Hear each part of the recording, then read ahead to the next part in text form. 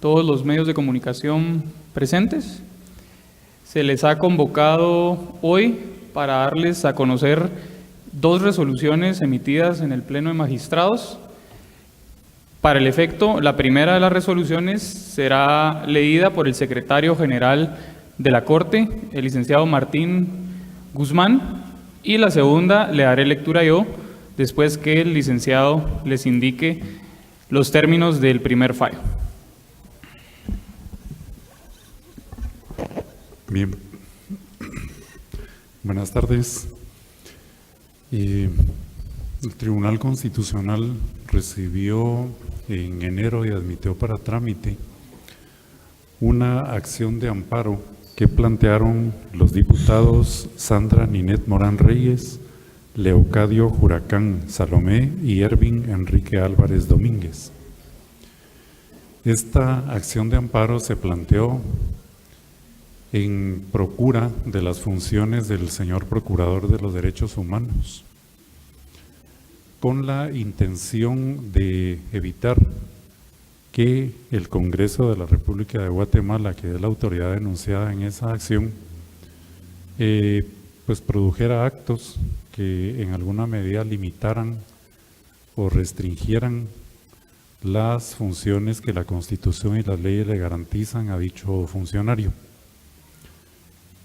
Durante el proceso, el día viernes en horas de la noche, se recibió una gestión de los amparistas, en este caso, por medio de la cual denunciaron que a través de una citación que se hizo al Procurador de los Derechos Humanos podrían concretarse los actos de limitación o de coartación de las funciones que tiene asignadas dicho funcionario. Este día la Corte de Constitucionalidad emitió resolución en el sentido de otorgar amparo provisional a quienes lo requirieron y como consecuencia de ese otorgamiento de la protección constitucional dejó en suspenso la nota de 15 de marzo de este año que remitió el señor presidente del Congreso de la República al señor Procurador de los Derechos Humanos, por medio de la cual hizo de su conocimiento que en sesión plenaria de fecha 13 de marzo de este año, el Pleno del Congreso había decidido citarlo para la sesión que se celebrará el día de mañana.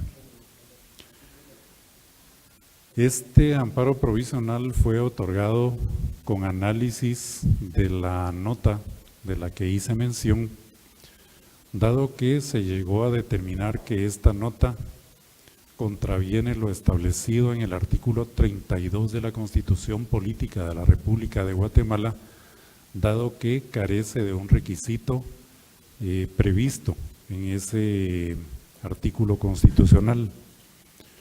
Esto es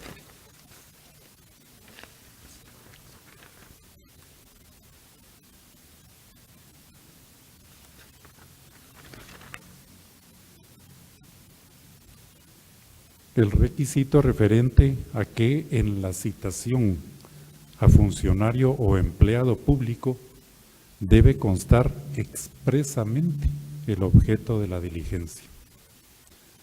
Analizada por el Pleno de la Corte, la nota que dirigió el señor presidente del Congreso al señor Procurador de los Derechos Humanos, se llega a advertir en su contenido que allí se hace referencia únicamente para que se presente en citación a la sesión de 20 de marzo de 2018 a las 14 horas para tratar asuntos relacionados con su despacho. Llegó la Corte a determinar que esta sola mención incumple lo exigido, como dije, en el artículo 32 de la Constitución Política de la República. Sobre esa base, la decisión, repito, es dejar en suspenso la nota que le remitió el señor presidente del Congreso al señor Procurador de los Derechos Humanos.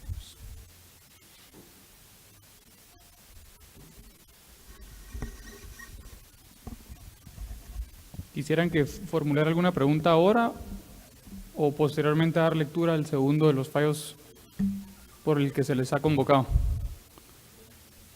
Sí.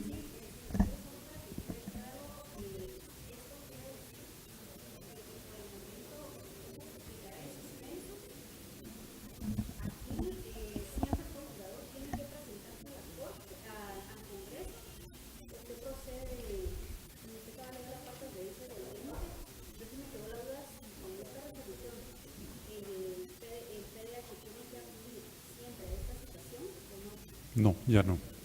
Sobre la base de la nota que le fue dirigida el 15 de marzo, ya no tendría que presentarse, dado que, como repito, esta nota fue dejada en suspenso en su vigencia por la Corte de Constitucionalidad mediante el otorgamiento del amparo provisional.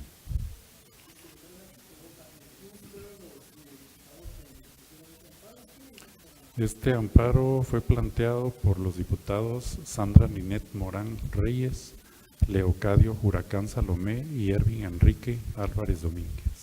¿Cuándo fue interpuesto este amparo, secretario? En los inicios de enero, aproximadamente mediados, poquito antes de mediados de enero. Secretario, solo para volver a ver claro ya el contexto de la denuncia, es decir, que por medio de este recurso, el Procurador de los Derechos Humanos no asistirá mañana al Congreso de la República. Prácticamente ese es el efecto, puesto que si el contenido de la citación quedó en suspenso, ya no cobraría ningún efecto, y esto por de pronto por lo que a la nota se refiere, ya no tendría la obligación el señor Procurador de los Derechos Humanos de presentarse.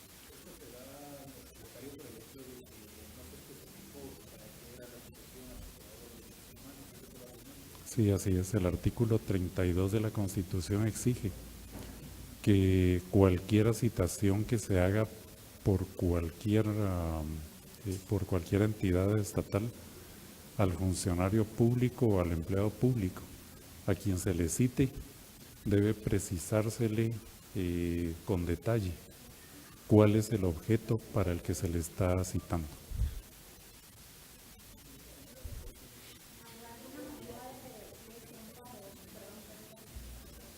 De revertirlo, pues únicamente que la Corte lo revocara de oficio. Hay una posibilidad legal, pero esto es solamente hipotético.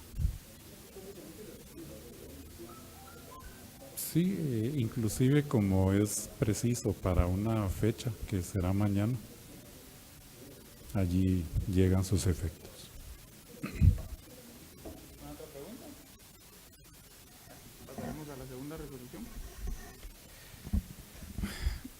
Cambiando un poco de tema, yo le daré lectura a un auto emitido por la Corte Constitucional hoy en relación a un amparo presentado por el Procurador de los Derechos Humanos en contra del Ministerio de Comunicaciones, Infraestructura y Vivienda, la Coordinadora Nacional para la Reducción de Desastres y la Municipalidad de Guatemala en relación al caso del Puente Belice. Para darles un poco de contexto, el Procurador a principios del año pasado presentó la acción constitucional en atención a que se había advertido por los medios de comunicación que el puente evidenciaba grave deterioro por el tiempo y carencia de topes sísmicos. De esa cuenta, el Procurador de los Derechos Humanos señaló como actos reclamados en el presente amparo la amenaza a los derechos a la vida, a la integridad personal, seguridad, locomoción y vivienda digna de las personas, porque de concretarse el colapso del puente provocaría su derrumbe. En su momento, la Corte Suprema de Justicia, constituida en Tribunal de Amparo, decidió no otorgar el amparo provisional. Sin embargo, el postulante, en este caso el Procurador de los Derechos Humanos, apeló dicha decisión, misma que fue conocida el día de hoy. Hoy la Corte otorga el amparo provisional, ya que las circunstancias lo hacen aconsejable, y precisa los efectos de ese amparo en los siguientes términos. En el plazo de 3 días contados a partir de que se encuentre firme el presente auto, 1. El Ministerio de Comunicaciones, Infraestructura y Vivienda, como responsable del mantenimiento de los sistemas de comunicaciones y transporte del país, debe efectuar todas las acciones pertinentes encaminadas a salvaguardar la estructura del puente para garantizar, en el marco de su competencia, la vida y seguridad de las personas que por él transitan y de quienes viven debajo de dicho puente. Para ello, deberá realizar cuanta acción sea necesaria para la reparación y reforzamiento del puente Belice, con el objeto de evitar futuros desastres que pongan en riesgo la vida de las personas. De lo actuado, deberá informar cada 20 días contados a partir de que el presente auto se encuentre firme a la Corte Suprema de Justicia constituida en Tribunal de Amparo. Segundo, a la Municipalidad de Guatemala, la que deberá, en constante coordinación y diálogo con las demás autoridades increpadas, poner a disposición y desplegar los elementos y funcionarios necesarios en el área de influencia del puente para facilitar al Ministerio reprochado cumplir con sus funciones constitucionales, así como brindar cualquier otra colaboración para poder cumplir con tal fin. Por último, a la Coordinadora Nacional de Reducción de Desastres, efectuar en forma periódica y constante evaluaciones técnicas encaminadas a determinar la situación real de la estructura del puente y dictaminar sobre la conveniencia de su cierre en caso de peligro inminente, informando inmediatamente al Ministerio increpado en caso de grave riesgo o emergencia que se suscite, así como coordinar, de ser necesario, el inmediato desalojo de las personas asentadas en la zona que se encuentra en riesgo. Esta resolución está siendo notificada en estos momentos precisamente por el plazo que se consignó para las autoridades refutadas.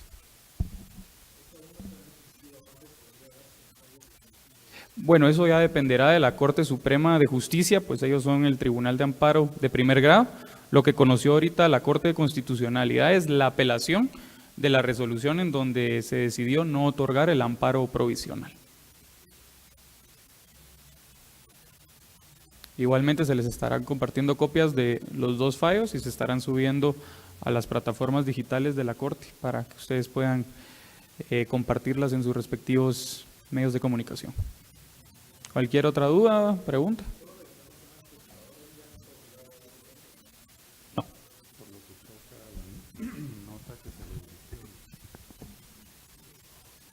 ¿Alguna otra pregunta? Muchas gracias. Como les repito, tengo aquí algunas copias en físico que les podemos compartir, pero igualmente se les estará trasladando vía digital para que ustedes puedan colocarlas en sus plataformas de redes sociales. Muchas gracias.